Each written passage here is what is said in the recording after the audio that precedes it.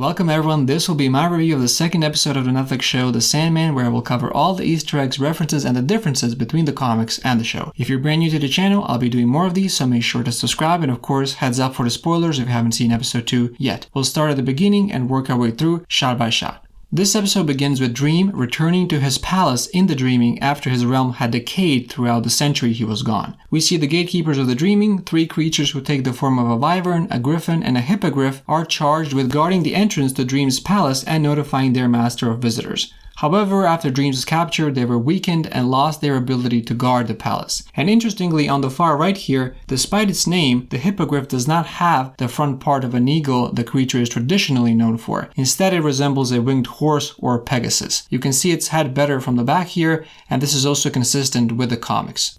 To see if he still is his powerful self, Dream tries to manipulate the shattered glass pieces on the ground. There is some movement, but the King of Dream's body gives out before he can go further. He explains to Lucien how he might be nothing without his sand, helm, and ruby, and the only issue with that, however, is that Ethel Cripps has them, and Dream has no idea where they are.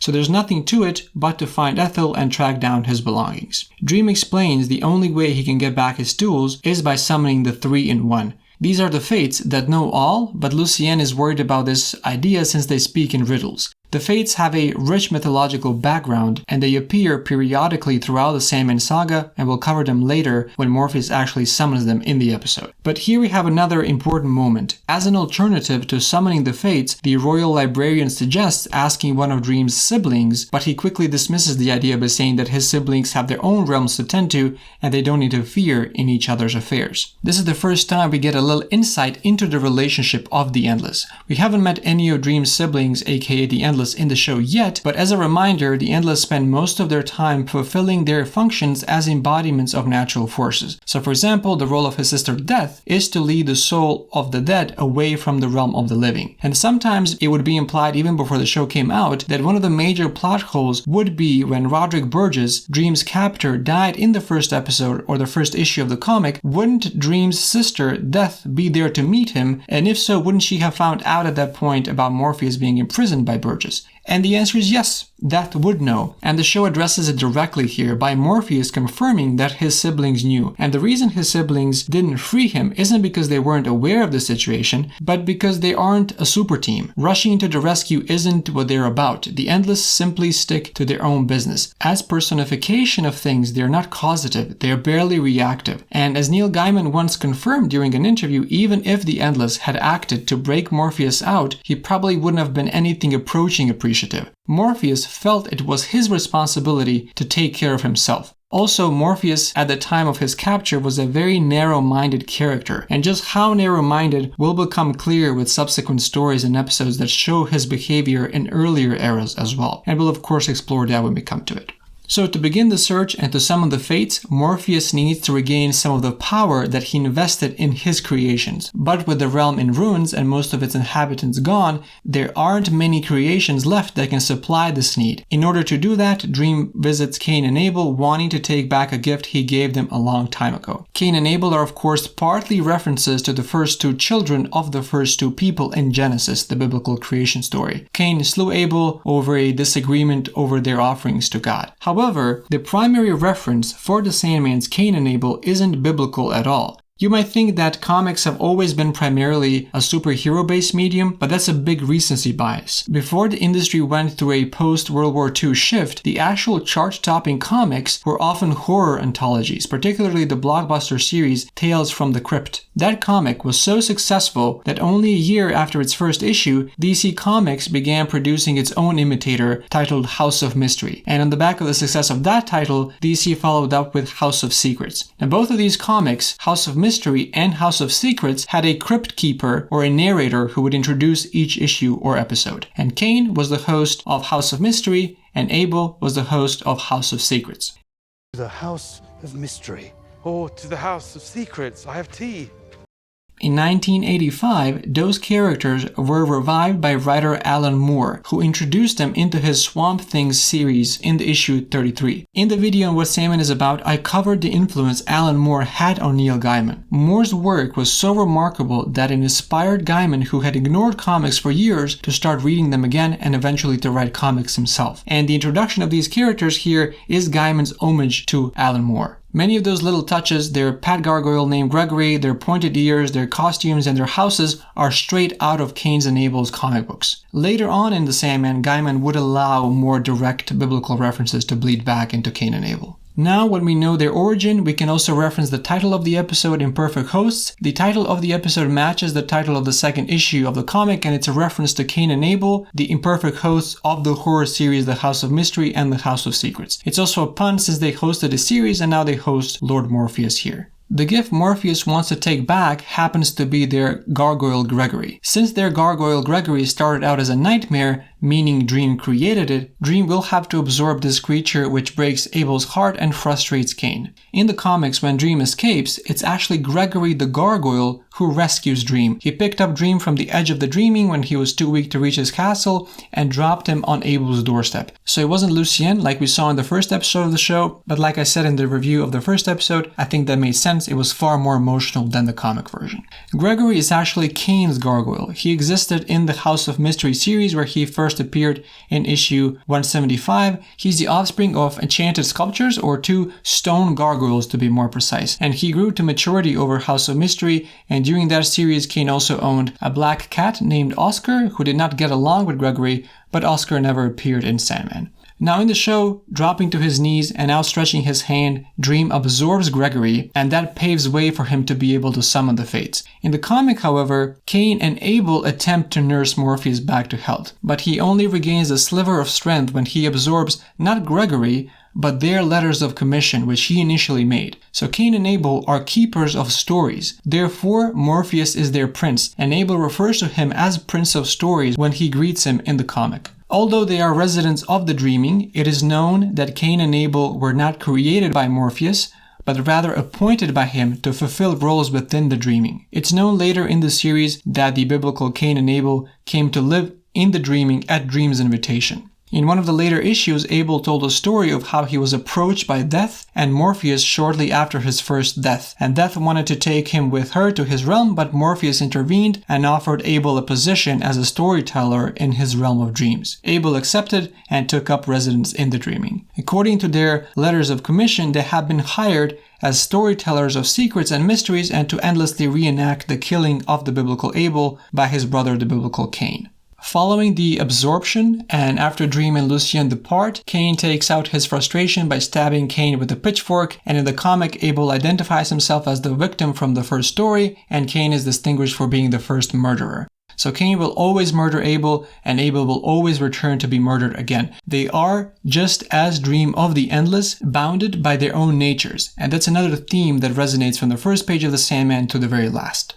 However, in the comic, Cain is having misgivings. He's losing touch with his role as the first murderer. Because Dream, the personification of dreaming, has been isolated for a long time, the dream world has started to fall apart. And this is why his palace is in pieces, and this is why Lucien's library has vanished. Cain's reluctance to murder his brother is another sign of this decay. He is the archetypal murderer. It's his nature to murder his brother, and that nature is fading. And over time, if Dream had not returned, one presumes that Cain and Abel would dissipate completely along with the rest of the dream world. However, this moment of hesitation is not shown in the episode. The severity of the state the dreaming is in is communicated through Lucien, describing how the library disappeared at the beginning of the episode. Before we get back to Cain and Abel, since Dream is going to do something in a bit to redeem himself for absorbing Gregory, I just want to cover two other things from the comics that were not featured in the show. So in one of the panels here, we see the Raven Woman. So the Raven Woman is Eve. Similar to Cain and Abel, she is based on the biblical Eve, filling the archetype of the first mother. And she also hosted another one of the old DC horror mystery comic series called Secrets of Sinister House. The Raven pictured with her here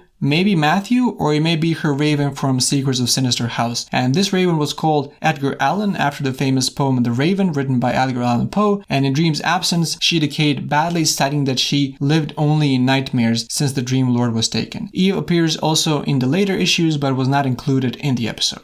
Another Easter egg from the comics I want to cover here is Cain tending to Morpheus and mentioning that he's the purveyor of penny dreadfuls. The Penny Dreadful was a pulp fiction publication in the 19th century in Britain. They were printed on cheap pulp paper and costing only a penny, aimed at working class adolescents. And the term soon came to be a derogatory write-off phrase used to refer to most publications featuring cheap, sensational fiction. And one of the defining features of the Penny Dreadful was that it contained illustrations. And this combination of words and pictures, as of course found in comics for example, still holds stigma today as being disposable and somewhat less than intellectual. And while Cain here is referring to the sort of stories he would tell as the host of House of Mystery, at the same time, I also love how Neil Gaiman is almost taunting this archaic bias against the Penny Dreadful, almost as in, you don't believe comics can be intellectual, layered with symbolism, mythology, meaningful character arcs? Well, just watch me do it. And he really did do it. Sandman won some of the most prestigious awards, including more than 26 Eisner Awards. And this makes the Penny Dreadful reference one of my favorite Easter eggs from the issue number 2 of the comics. But back to the show. Pouring the sand he retrieved from Gregory into the waters, Dream transports himself into the dreams of others, so ones he did not create himself. Morpheus takes an actual crossroads from a Cambodian farmer, experiences being a hanged man in another to get the gallows, and he witnesses a mysterious egg which will prove to be the gift for Cain and Abel, and a serpent which is a symbol for transformation. The Hecateae, or the Fates, are summoned with several items, namely honey, a snake, gallows, and a black she-lamb at a crossroads under a crescent moon at midnight. In the comic, Morpheus gets all the remaining items as well, but in the show, crossroads, gallows, and the snake are enough. Having gathered his offering, Dream summoned the Fates, also known as the 3-in-1, Kindly Ones, and the Hecateae. The Fates, known by many other names, may appear as a single entity or as a group of 3 women. The 3 women invariably appear symbolically as Maiden, Mother, and Crone, or in other words, one young, one middle-aged, and one old. They are based upon the triple goddess myth, a tripartite deity that can take many different forms and often change positions among each other, but they always represent the same entity. And notice that the ladies are changing position, and what one eats, the next finishes. One form, known as the Hecateae, that we see in the show and the comics is a trio of 3 spirits who can foretell the future and see where lost people or things are located. And the reference to why Dream needed crossroads to summon the Hecateae is because crossroads in mythology are considered crossing places where the supernatural realm touches our realm. And in ancient Greece, Hecateae were actually the goddesses of the crossroads. So girls were left to Hecateae at crossroads at a full moon in order to protect them against the ghosts. And we actually see the crossroads referenced later on in the comic as well. Another incarnation of the Fates, for instance, is as the Furies. So in the Sandman, Gaiman recurrently hints that the 3-in-1 are both the Fates and the Furies. Although the Furies incarnation is generally referred to as the Kindly Ones to avoid their wrath, since they bring down their wrath upon those who have spilled family blood. In Egypt, as in many of their incarnations, the 3 represented matriarchal pre-civilization mother goddess worship. The Romans also knew the 3 as Fortuna, again the pre-civilization goddess worshippers, followed the 3 as Juventas the maiden, Juno the mother, and Minerva the wise old crone. The 3 occupied also a position in Anglo-Saxon lore as the Weird Sisters, and Shakespeare used this cultural reference in his play Macbeth. In Irish Celtic myth, they are portrayed as the Morrigan. Who are you? Names. So these are all different aspects of the 3 who are one, just as Morpheus is an aspect of the dreaming. They are a mixture of a variety of myths throughout time, and it feels like Gaiman uses them very fluidly. They appear in different contexts with constantly changing names, as it's especially evident in the comics. The idea is that this 3-in-1 creature is more primal and basic than even the foundational abstractions of destiny, dream, or desire. The Fates in Greek mythology represent a universal principle of natural order. What they ordain will come to pass despite what gods and mortals might plan. And this is not the last time we encounter the Fates. We'll meet them soon in a couple of episodes, but to also hint at their importance without actually spoiling anything, I'll just tell you that out of 75 issues of Sandman that are spread over 10 series or 10 collections, one of those 10 series, the 9th, is called The Kindly Ones. Maybe we can have a separate video on who the Fates are, how powerful they are, and what is their mythological background, so let me know if that would be something of interest. Apparently also the Fates asked Morpheus a favor involving Circe in the past and he refused, and this is covered both in the show and the comic. And while their crone aspect is still bitter about it, they otherwise agree that it's old business. There is no depicted conflict between the Fates and the Circe in the Sandman universe. However, Circe is a sorceress referenced in the Odyssey and also a goddess-level sorceress villain in Wonder Woman. But out of all the references and dialogue in the comic, it's just strange to see this obscure reference featured in the show as well. The summoning of the Fates is probably the strongest part of this episode. The special effects are astounding, and I was worried that some of the visuals from the comic couldn't be matched in live action, but I was definitely proven wrong.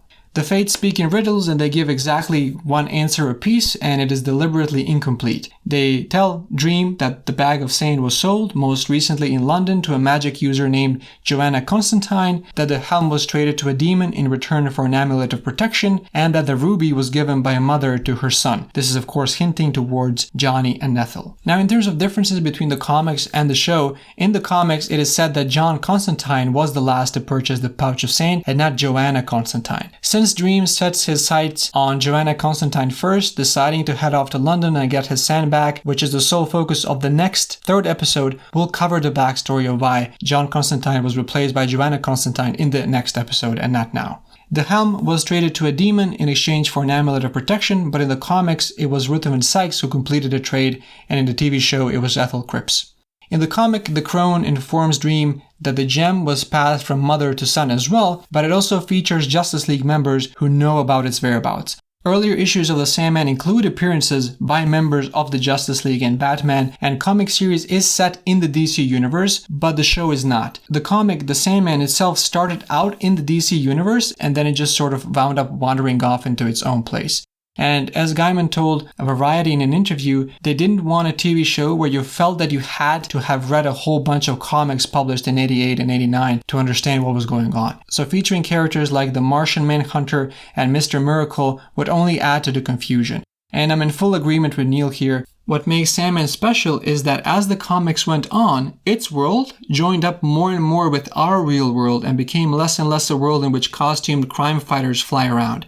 And by the time the Sandman finished, it had its own aesthetic, which really wasn't the DC universe anymore, so I'm all for this. Meanwhile, the Corinthian visits Ethel Cripps, who is alive and well under a new name in America, and he tells her that Morpheus will be after both of them now that he's free, and suggests that they use Morpheus's tools against him to destroy him once and for all. Ethel says that she doesn't have the tools anymore, she sold a bag of sand, traded away the helm, and her son John took the ruby, and the ruby took him. The Corinthian believes she knows more than she's saying about what became of the ruby, but when he tries to force her to reveal what she knows, she uses the amulet of protection to banish him. There really isn't anything for us to cover here, since this is entirely unique to the show. Ethel and Corinthian never encountered each other in the comic. This weak subplot only serves to nudge Ethel to go and visit her son, John Dee, who is an inmate in a high-security mental institution, and tells him they need to talk about the ruby. There are also a few tweaks made to John Dee's story and history. In the comic, he's imprisoned at Arkham Asylum after being arrested by the Justice League for using the Dreamstone. Arkham Asylum is not referenced in the show to remove the ties from the DC universe, as we covered previously.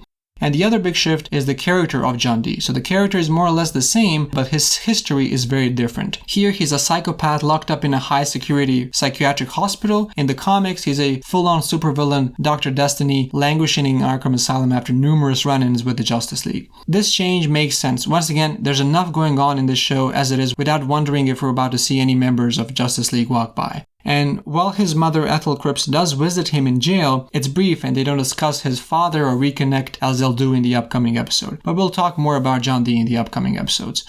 Now we arrive at a detail that actually bothers me the most in this episode. So before setting out to find Joanna Constantine, as an apology for having to sacrifice Gregory to restore some of his power, Morpheus leaves a gift for Cain and Abel, a gargoyle egg, the one he found while collecting the gifts for the fates. And both of the brothers are charmed by the egg, but they get into a fight about what to name it. Abel wants to name him Irving, but Cain claims that all gargoyles' names always begin with a G, and that ends in Cain murdering Abel again. And this is straight out of comics. However, in the comics, Goldie is not a gift to the brothers from Morpheus, but a gift from Cain to Abel. And after Ethel banished Corinthian, he ended up in the dreaming once again, where Lucien evaded, and here Corinthian warns Lucien that Dream cares only about himself, which is true, that he only cares about his kingdom, which is true. He also claims that Lucien can't change him, also true, and that she can't save him either, also true. So one of the valuable outcomes of this weak Corinthian Ethel side plot is to push John Dee's story forward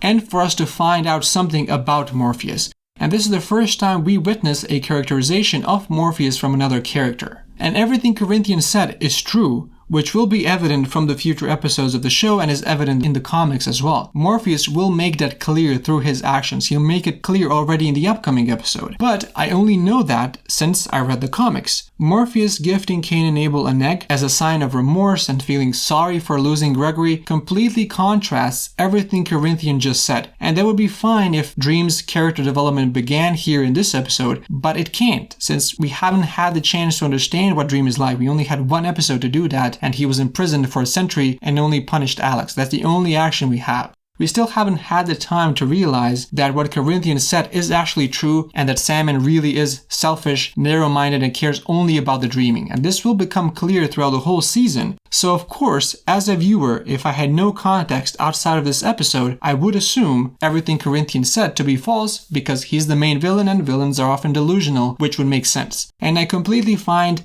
the gesture of gifting brothers an egg confusing. I don't think generating this dissonance in character understanding here is on purpose either, which is the main issue here. What kind of journey are the viewers being taken on here? I'm really struggling to come to grips with the symbolism of gifting the egg in this episode. And I'm not being a comic purist here either. Staying true to the adaptation is not the issue here. I think sacrificing Gregory the Gargoyle definitely generates more emotion than sacrificing their letters of commission who nobody would care about, and it's an obscure reference that the majority of viewers wouldn't even get. So I think the changes make much more sense. But in my opinion, that gift had to have been from Cain to Abel, not from Morpheus himself. Everything else adds to the confusion of understanding the journey Dream is on and what his personality is like. Last thing we can cover is Abel rising from his grave to find Goldie waiting for him. He continues to call the gargoyle Goldie for Cain's sake, but he personally preferred Irving.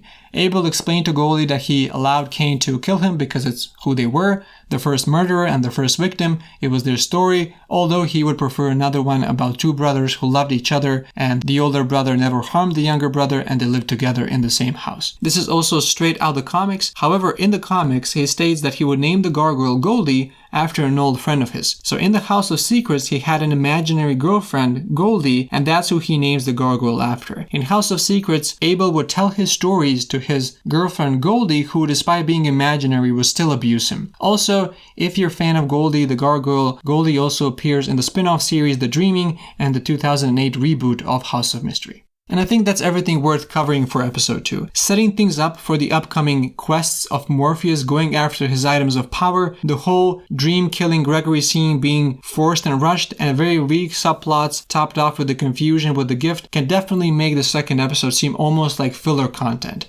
Even though I enjoyed the Cain and Abel adaptation and was looking forward to seeing the Hecateae in action, I'm not actually surprised to see many comments online that it was difficult to get past this episode. However, being under 38 minutes, it is the shortest episode of the season, and I really do hope you manage to get past it. This episode is almost like a calm before the storm, and stories and plots that follow are much more exciting and actually make sense in terms of character development as well. So let me know in the comments. I'm curious to know, what did you think of episode 2? And please let me know, am I overthinking the egg thing? I would really love to know.